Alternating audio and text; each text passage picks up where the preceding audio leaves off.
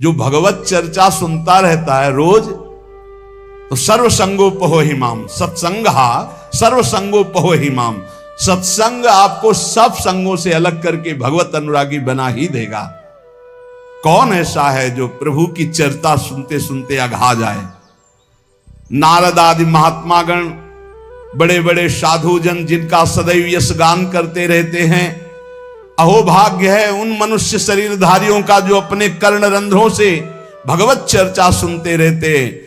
उनका संसार चक्र में डालने वाला ये विकार, घर गृहस्थी की आसक्ति, ये उसे अब अगला जन्म नहीं करने देगी। घर गृहस्थी की आसक्ति, ये काम क्रोध लोभ मोह आदि, उसको अगला जन्म नहीं दे सकते जिनके कानों में रोज भगवत चर्चा पड़ती है और वो भगवत चर्चा सुनते हुए कभी अघाते नहीं।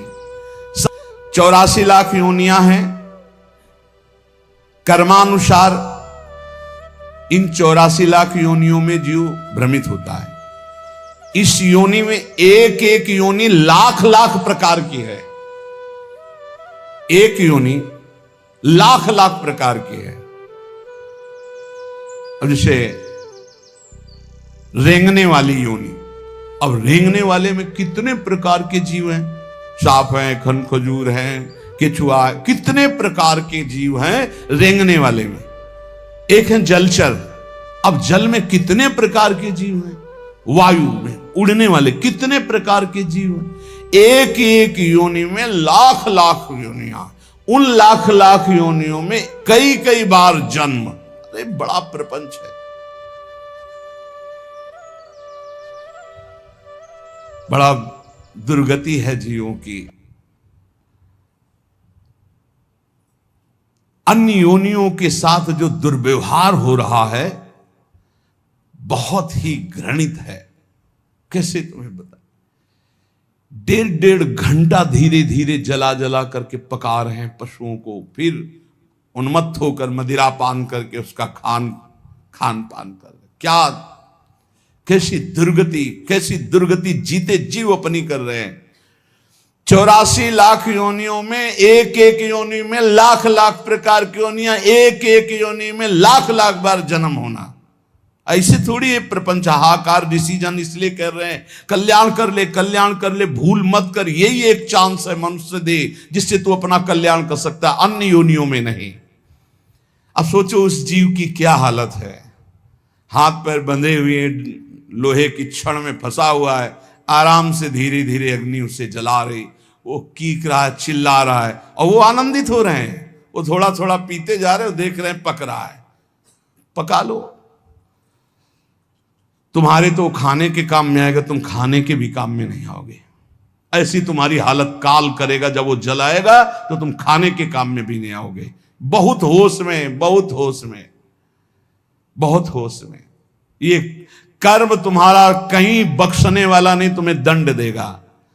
84 लाख योनियां, एक केवल मनुष्य योनि जिनमें आप अपना उद्धार कर सकते हो। मानव जीवन गिने चुने श्वासों वाला है, गिने चुने श्वासों वाला। इतनी श्वासें आपकी हैं, बस प्रतिपल माइनस होता चला जा रहा है, खत्म होती चली जा रही। या हम आनंदित हो रहे हैं, 30 वर्ष के हो गए, 35, अरे आनंदित नहीं, 35 वर्ष गए जीवन के। मूल कार्य के लिए जो आए हो भगवत प्राप्ति, उसमें क्या किया? बोले कुछ नहीं, अभी तो खेलने खालने की उम्र है। मरने की उम्र कौन सी है? कभी भी तो मर सकते हो, तो अपना काम क्यों नहीं बना लेते? राधा राधा राधा। यही अवसर है जीव आवागमन के अनादि चक्र से अपना छुटकारा करके अपने स्वरूप में स्थित हो सकता है, भगवत प्राप्ति कर सकता है। जन्म मृत्यु का चक्र कब तक चलेगा अकल्पनीय, कल्पना भी नहीं कर सकते। काल चक्र आपको घुमाता रहेगा, इसलिए मनुष्य जीवन में भगवत प्राप्ति का अवसर है। ये काम क्रोध लोभ और मोह, ये 4 प्रधान ऐसे हैं जो इस चक्र को चलाते रहते हैं। आवागमन, पुनरपि जननम पुनरपि मरणम पुनरपि जननी जठरे शयनम, ये चक्र चलाते रहते हैं। काम क्रोध लोभ मोह, इन्हीं को नरक की गति कहा गया है। इनमें से किसी में भी एक में पैर पड़ जाए, काम में, क्रोध में, लोभ में, मोह में, फौरन चारों आज करके उसे घुमाने लगेंगे, बार बार जन्म, बार बार मरण। नरक की दारुण यंत्रणा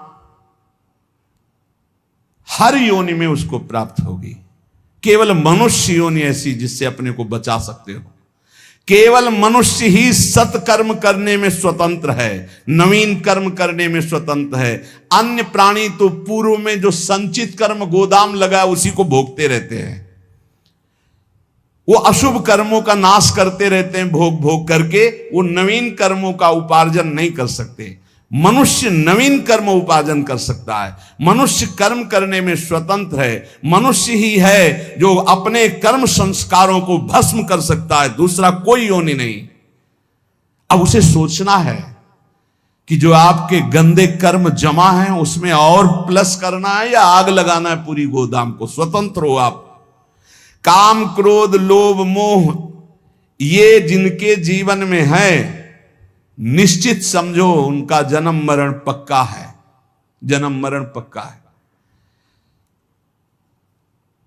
इन चारों को मिटाने के लिए चार ये पहलवान ताल ठोक के खड़े हैं। काम, क्रोध, लोभ, मोह ये शत्रु, तो सत्संग, परोपकार, वैराग्य और नाम जप, ये चार ऐसे हैं कि इन चारों को चटनी बना देंगे। रोज सत्संग सुनो, अपने भोजन में से चाहे एक रोटी निकालो, रोज दूसरों के उदर में जाने वाला विधान करो, परोपकार की भावना और वैराग्य। जननी जनक बंद सुत दारा, तन धन धाम सुहृद परिवारा, सबकी ममता ताग बटोरी, मम पद मन बांध बरडोरी। छोड़ दो भगवान के भरोसे में और अपने कर्तव्य का पालन करो। ज्यादा चिंता मत करो, चिंतन करो प्रभु का, वो सब संभाल लेंगे। अनंत ब्रह्मांड संभाल रहे हैं। तुम्हारे परिवार में तो 2 4 6 लोग ही होंगे।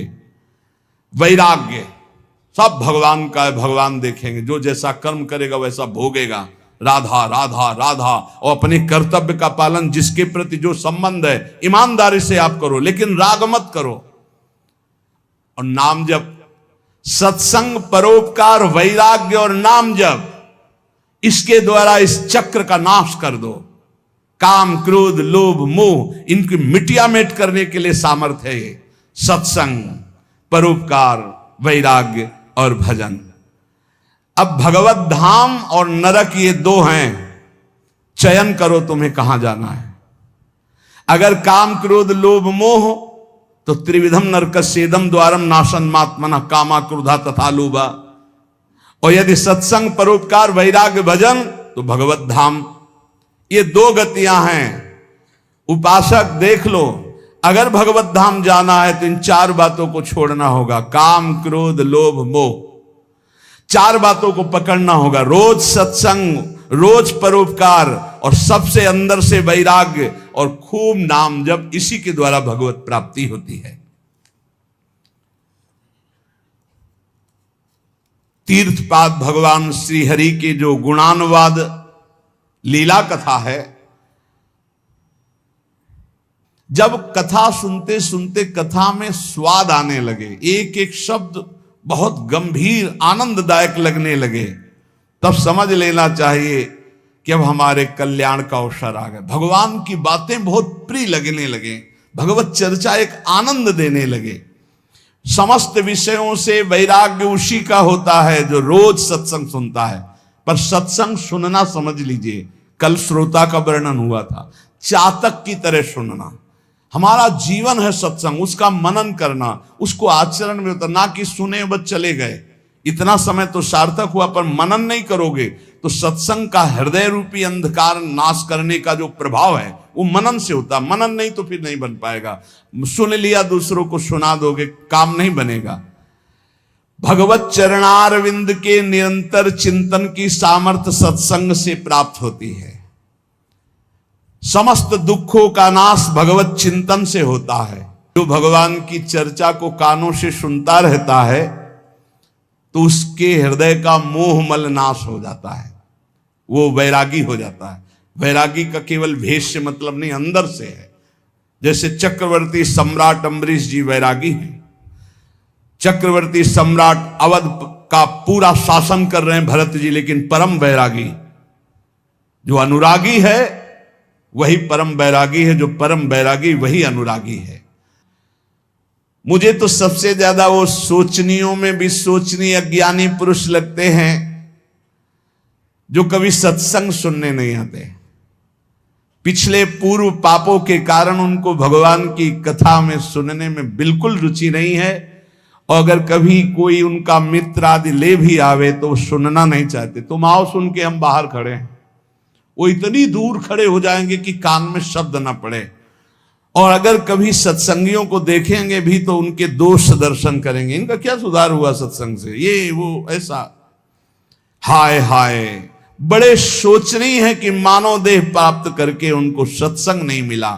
काल भगवान ऐसी अमूल्य श्वासों को व्यर्थ में नष्ट करवा रहे हैं। उनकी वाणी दूसरे के निंदा प्रपंच गायन में, देह भोगों में, व्यर्थ के वाद विवाद, व्यर्थ की चेष्टा, व्यर्थ के चिंतन में उनका जीवन चला जाता है। इसलिए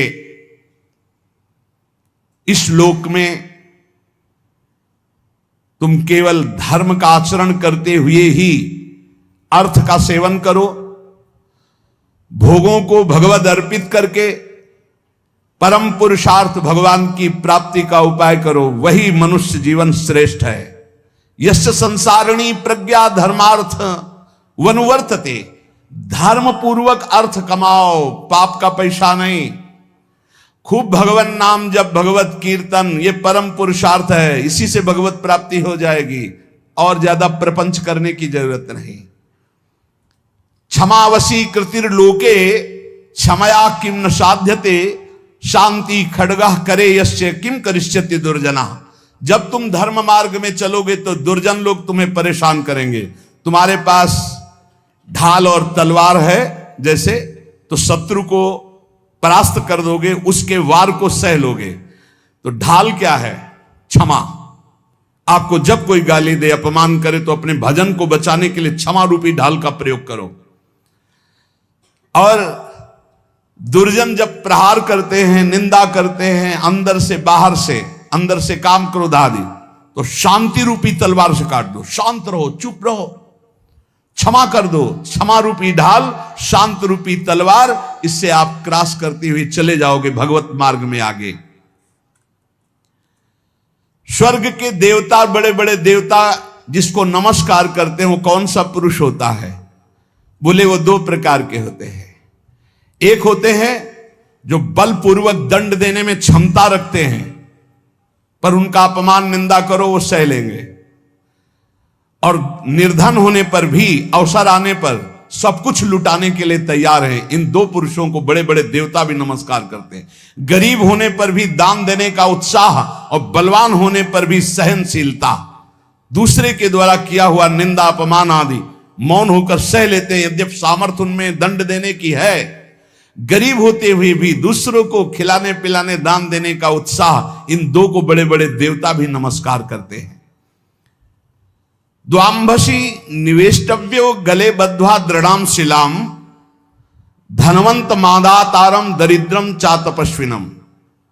ये दो मरे हुए ही समझो, संसार में जीवित है, पर इसका अर्थ सीधे होता है कि गले में पत्थर डालकर डूब के मर जाने वाले स्वभाव वाले हैं। क्या? जो धनी होने पर भोग विलासिता में पैसा खर्चा करते हैं। एक होटल में गए, लाखों रुपए खर्चा कर दिए। अरे 250 ग्राम आटा नहीं खा सकते हो? कितने का 250 ग्राम आटा होता है? 1-2 कटोरी दाल सब्जी ले लो, 2-4 रोटी ले लो, खा लो। प्रकृति के पैसे को बर्बाद करते हो। 5 लाख उड़ाया है, 5 लाख में 500 आदमी खूब बढ़िया भोजन पाते और बढ़िया स्वस्थ रहते। ऐसे विचार करना चाहिए। दुर्गति किनकी होती? जिनको इस जन्म में धन मिला और वो दूसरों की सेवा में, भागवतिक सेवा में न लगाकर भोगों में लगाते हैं। पीछे वाले श्लोक में था, कह रहे द्वाविमौ पुरुषो राजन स्वर्गस्योपरि तिष्ठितः प्रभुश्च क्षमया युक्तो दरिद्रश्च प्रदानवान। जो गरीब होकर दूसरों को दान देने का उत्साह रखता है वो, और जो बलवान होने पर दूसरों को क्षमा कर देता है वो, इन दो को देवता भी नमस्कार करते हो। देवलोक के भी ऊपर गति पाने वाला है। और इन दो को, जो धनी होने पर, धन होने पर भी साधु सेवा, गौ सेवा, भक्त सेवा या समाज सेवा में ना देकर वो उड़ाता है नाना प्रकार के काम भोग, विषय भोग, मनोरंजन में। ऐसा नहीं कि प्रकृति का धन तुम्हें मिला तुम उसके स्वामी जो चाहो कर लो। तुम सिर्फ मुनीम हो, स्वामी तो भगवान है। हिसाब से चलो, नहीं सब छीन लिया जाएगा।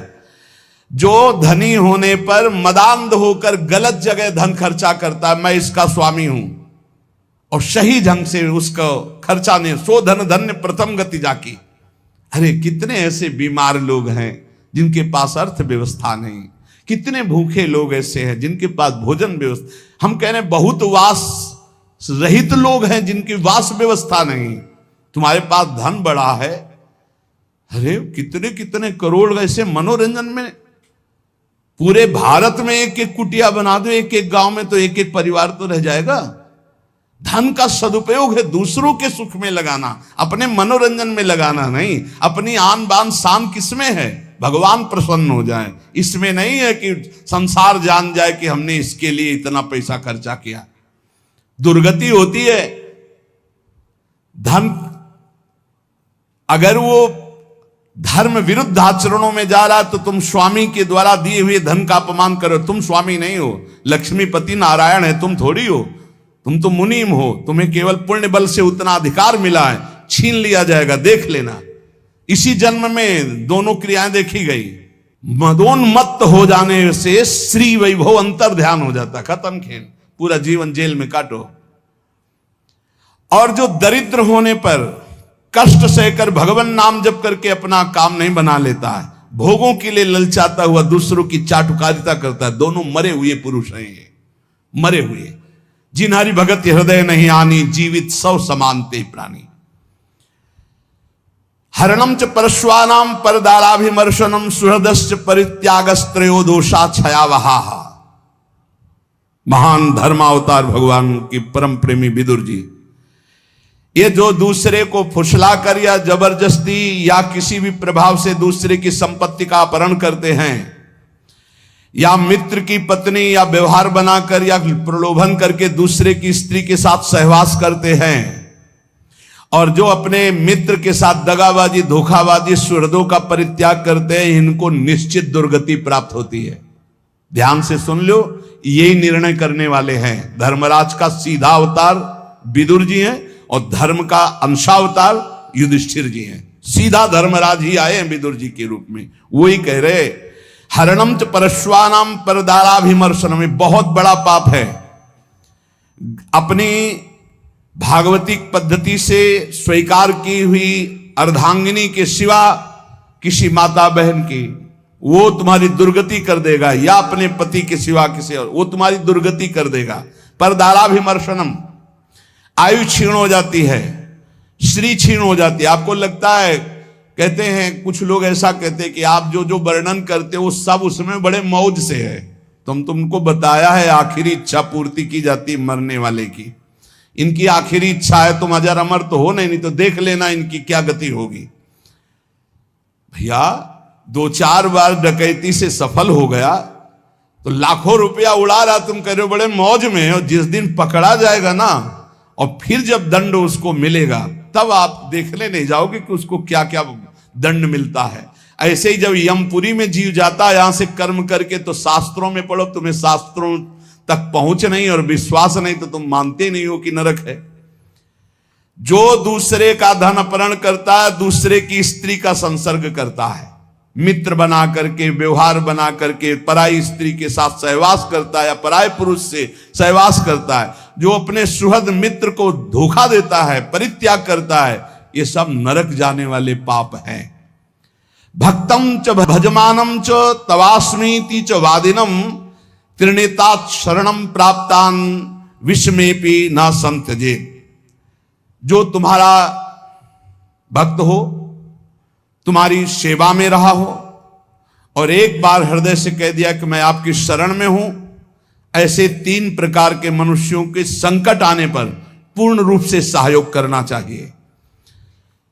गृहस्थ में अपने कुटुंब में जो सबसे बूढ़ा हो उसको सबसे पहले भोजन देना चाहिए, धर्म का आदेश है। यहां बहू और लड़का कॉफी और समोसा और चाय छान रहे हैं और बूढ़े टुकुर टुकुर हेर रहे हैं। अगर कुछ कहें भी तो डांट देंगे, तुम्हें घर में तो रहना है, बना लेना चाय पी लेना, हमें ऑफिस जाना है। और ज्यादा बात किए तो 2-4 थप्पड़ मार दिए मां के, पिता के। कुटुंब में सबसे पहले भोजन का अधिकार किनको है? गरम गरम भोजन बना के पहले वयोवृद्ध, फिर दूसरा अधिकार बच्चे, फिर तीसरा अधिकार अपने जो आए हुए जन हैं, जो घर के जन हैं। बनाने वाला सबसे बात के, ये नहीं कि बनाने वाला पहले चक छान के फिर जो मनाया सो परोस दिया। ये वो रसोई में कभी कमी नहीं हो सकती जो ऐसी रसोई होगी। एक अन्नपूर्णा जी का कृपा प्रसाद होता है उस रसोई में। रसोई में कभी भोजन पाया ना जाए, रसोई कभी जूठी ना हो, बाहरी कोई रसोई देख ना पावे, रसोई पर्दे में रहे और पवाते रहो। आप देखो अन्नपूर्णा कैसे आप पर कृपा करती है। लेकिन यहाँ तो ऐसे दलित दुराए की हद है। वो उतार के रखा, धुआं निकला, मुंह में डाल के खा रहे हैं, वही खा रहे हैं, परोसा। ना भगवान से मतलब, ना भगत से मतलब है, ना बूढ़ों से मतलब है, ना। ऐसी दलिद्रता छाई हुई है रसेंद्री जनेंद्री की, पूछो मत। ध्यान से सुने, इसीलिए महापुरुषों के वचन सुना रहे। आज से जो सुन रहे हैं, भोजन में सबसे पहला अधिकार रसोई में वयोवृद्ध का है। हम कह रहे ठाकुर जी को भोग लगा दिखा के उनको पवाओ, पहले बच्चों को पवाओ, जो और अपने जन उनको। रसोई करता वो सबसे बात के, जो घर का स्वामी बनने का अधिकार रखते हैं, उनको सबसे बात के पाना चाहिए, पहले सबको पवा देना। मुखिया मुख सो चाहिए, खान पान सो एक भी ऐसा कोई भोजन का पदार्थ ना हो जो किसी को न दिया गया हो। छुपाव नहीं होना चाहिए। रसोई में जो बने सबको, पंगत में जो परोसा जाए सबको, नहीं परोसा ही ना जाए। ध्यान रखना, नहीं इससे अपराध लगता है। 20 को कुछ और, 30 को कुछ और, 50 को कुछ और, ऐसा नहीं। एक मुखिया मुख सो चाहिए, खान पान सो एक। घर में जो चीज बनाओ वो सबको बराबर दो। ऐसा नहीं होना चाहिए कि आप अपने लिए कुछ अलग, उनके लिए कुछ अलग। जब अपनी मोह वृत्ति होती है, सत्संग का ज्ञान नहीं होता तो अलग अलग होता है, बहुत विचित्र होता है, बड़ा अपराध बनता है। दूसरा, अपने संबंध में जो संकट में पड़ा हो तो बिना बुलाए अपने आप जाकर उसका सहयोग करना चाहिए। तीसरा, यदि अपनी बहन संतानहीन हो, व्यवस्था ना हो और वो अपने पास रहना चाहे तो आदर के साथ पूरे जीवन उसको रखना चाहिए। भगवान धर्म स्वरूप विदुर जी कह रहे, अगर गृहस्थी में रहकर ये 4 आचरण संभाल ले जो अभी बोले गए और नाम जप करे तो भगवान की प्राप्ति निश्चित है। बड़े बूढ़ों को भोजन में सबसे पहला अधिकार है। बड़े बूढ़े भगवान साक्षात, मातृ देवो भव, पितृ देवो भव। यदि तुम्हारा कोई संबंधी कष्ट में है तो बिना बुलाए जाओ, उसका सहयोग करो। और यदि तुम्हारी बहन संतानहीन, धनहीन है, परिवार में उसको नहीं रखा जा रहा, आप आदर पूर्वक जीवन भर रखो, इससे भगवान प्रसन्न हो जाएंगे। इन महान पुरुषों के वचनों का बार बार मनन करो और अपने आचरण में उतारो। कभी तुम्हारा कोई पुण्य दान आदि बन जाए तो ये तुम्हारा अहंकार अंदर से उठेगा कि उसका वर्णन करूं, मत करना, वो तुम्हारे बहुत काम आएगा आगे चल करके। कभी किसी को पानी पिला दिया हो, कभी किसी को भोजन पवा दिया हो, कभी कोई दान पुण्य कर दिया हो, मौन रहना, पूछने पर भी मत बताना। कोई पूछे वृंदावन गए थे, कुछ तो खवाया पिया होगा संतों को, मत बोलो अरे हमारे को खाने को नहीं, हम दूसरे को क्या खवा देंगे, हम ही को भगवान पवा रहे हैं। ऐसे अपने पुण्य को छुपाओ। और अगर कोई संत महापुरुषों का समागम मिले तो भगवत प्राप्ति के योग्य जो वचन निकल रहे हैं उनको ऐसे पकड़ो जैसे कोई गरीब आदमी संपत्ति को पकड़ता है, और उन वचनों का बार बार मनन करो। तो जैसे पात्र को मांजा जाता है तो निर्मल हो जाता है, ऐसे जब हम सत्संग के वचन चिंतन करते हैं तो हमारा मन, हमारा बुद्धि, हमारा चित्त, हमारा अहंकार ये निर्मल होने लगता है। निर्मल अहंकार भगवत स्वरूप है। इसलिए खूब नाम जप करो, सत्संग का मनन करो और इसी जन्म में हम भगवत प्राप्ति करें, ऐसा निश्चय करो। शेष चर्चा आगे।